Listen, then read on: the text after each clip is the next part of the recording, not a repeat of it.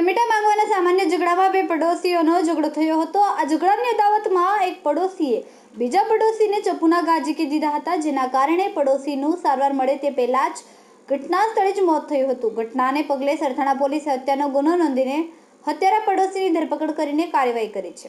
મૂળ ઓરિસ્સાના ગંજામ જિલ્લાના અને લસકાણા બાપા સીતારામ હોલની પાછળ દ્વારકેશ સોસાયટીમાં ભાડાની રૂમમાં રહેતા 40 વર્ષીય વિદ્યાધરા પાંડવ શ્યામલાલ 26મી જાન્યુઆરીએ રાત્રે તેના પડોશી કાળુ ગુરુ સંતોષ ગુરુ સાથે ઝઘડો થયો હતો।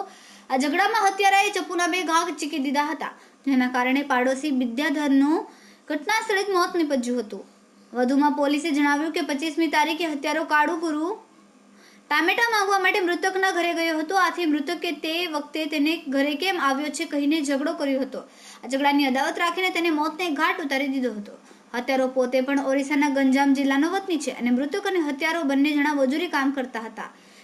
સરથાણા પોલીસે હત્યાનો ગુનો નોંધીને આરોપી કાળુ ગુરુ સંતોષ ગુરુની ધરપકડ કરી છે। કેમેરામેન સેનિલ વિરાણી સાથે વિશાલ શેઠા, માનવ પ્રભા ન્યૂઝ, સુરત। સુરત શહેરના સરથાણા પોલીસ સ્ટેશન વિસ્તારમાં આવેલ લસકાણા ગામમાં બાપા સીતારામ હોલની પાછળ દ્વારકેશ સોસાયટીમાં એક વ્યક્તિની અન્ય ઓરિસ્સાના વ્યક્તિએ ઝઘડામાં અદાવત રાખી અને પેટના ભાગે તેમજ પડખાના ભાગે છરીના ઘા મારી અને ઈજા કરી મોત નિપજાવેલ। આ બાબતે સરથાણા પોલીસ સ્ટેશનમાં ખૂનનો ગુનો નોંધાયેલ હતો। માનનીય પોલીસ કમિશનર શ્રી અજય તોમર સાહેબના માર્ગદર્શન હેઠળ સરથાણા પોલીસે આ ગુનો આચરનાર આરોપીને તાત્કાલિક ધરપકડ કરેલી છે અને આ ગુનાના કામે હાલ એની ઊંડાણપૂર્વક પૂછપરછ ચાલુ છે અને ગુનાની તપાસ ચાલુ છે।